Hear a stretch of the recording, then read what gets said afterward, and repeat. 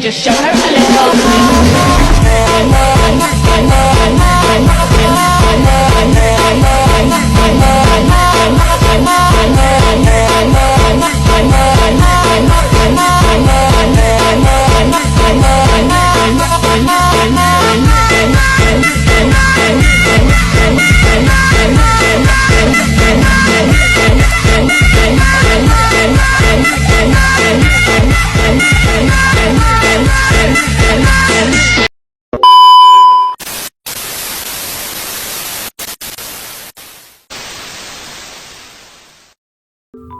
Halo sobat semua, di sini saya akan menjelaskan pengertian dari uji normalitas Kolmogorov-Smirnov. Jika dilihat dari kata dasarnya, normal, pasti sobat sudah mempunyai gambaran seperti apakah kegunaan uji normalitas itu. Uji normalitas yang bertujuan untuk menguji apakah data penelitian yang dilakukan memiliki distribusi yang normal atau tidak. Uji normalitas merupakan salah satu bagian dari uji persyaratan analisis data atau uji asumsi klasik. Yang artinya sebelum kita melakukan analisis yang sesungguhnya, data penelitian tersebut harus diuji kenormalan distribusiannya.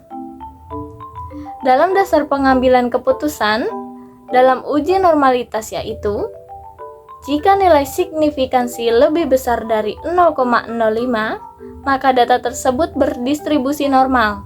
Dan sebaliknya, jika nilai signifikansi lebih kecil dari 0,05, maka data tersebut tidak berdistribusi normal. Macam-macam uji normalitas. Uji normalitas yang dapat digunakan diantaranya, yang pertama ada uji grafik. Uji metode grafik adalah dengan memperhatikan penyebaran data pada sumber diagonal pada grafik normal P2P plot of regression standaris residual. Data dinyatakan berdistribusi normal apabila sebaran titik-titik berada di sekitaran garis dan mengikuti garis diagonal, maka nilai tersebut dianggap normal. Yang kedua ada metode chi-square atau uji goodness of fit distribusi normal. Metode chi-square atau X2 untuk uji goodness of fit distribusi normal menggunakan pendekatan penjumlahan penyimpangan data observasi tiap kelas dengan nilai yang diharapkan.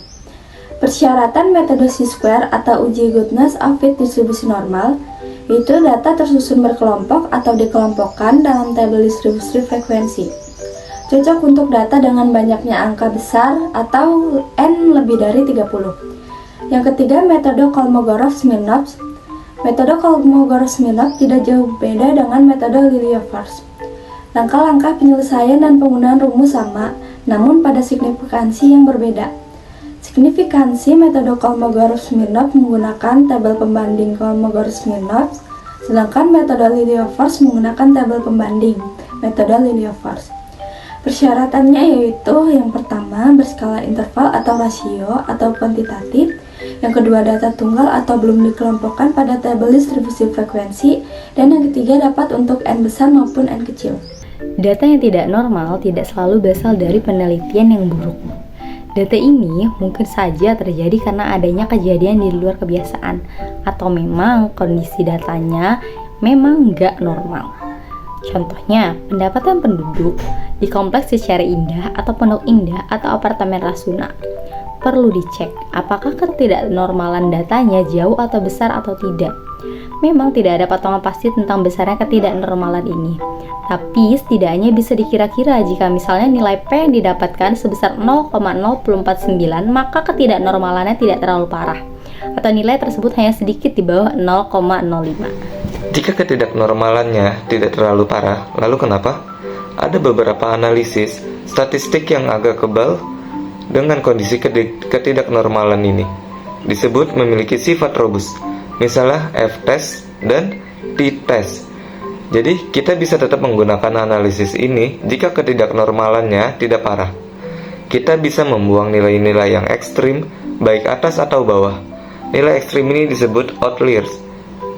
Pertama, kita perlu membuat grafik dengan sumbu X sebagai frekuensi dan Y sebagai semua nilai yang ada di dalam data kita. Ini tentunya bisa dikerjakan oleh komputer. Nah, dari sini kita akan bisa melihat nilai mana yang sangat jauh dari kelompoknya.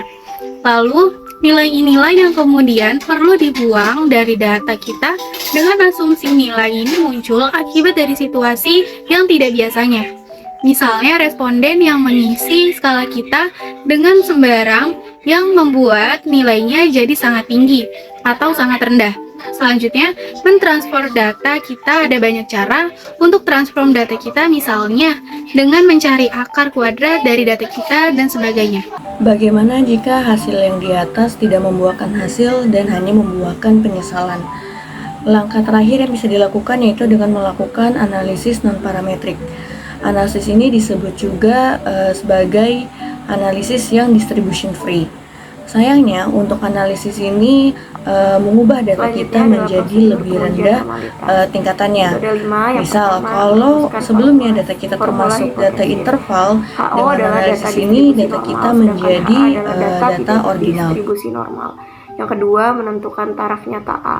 Untuk mendapatkan nilai chi-square table, dk itu dihitung sebagai k-3, dk sama dengan derajat kebebasan, k sama dengan banyak kelas interval.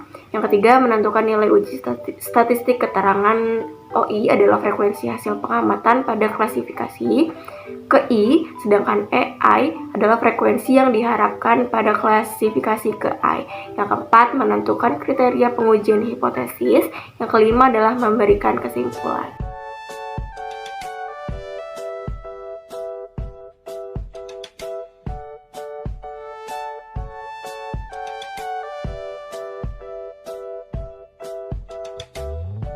Kesimpulannya adalah, uji normalitas digunakan untuk mengecek apakah data berasal dari distribusi normal atau tidak. Kesimpulannya bergantung pada nilai p-value dari uji yang digunakan. Jika p-value lebih besar dari tingkat signifikasi yang dipilih, biasanya 0,05, maka data dianggap berasal dari distribusi normal. Jika p-value lebih kecil, data dianggap tidak berasal dari distribusi normal. Bapak.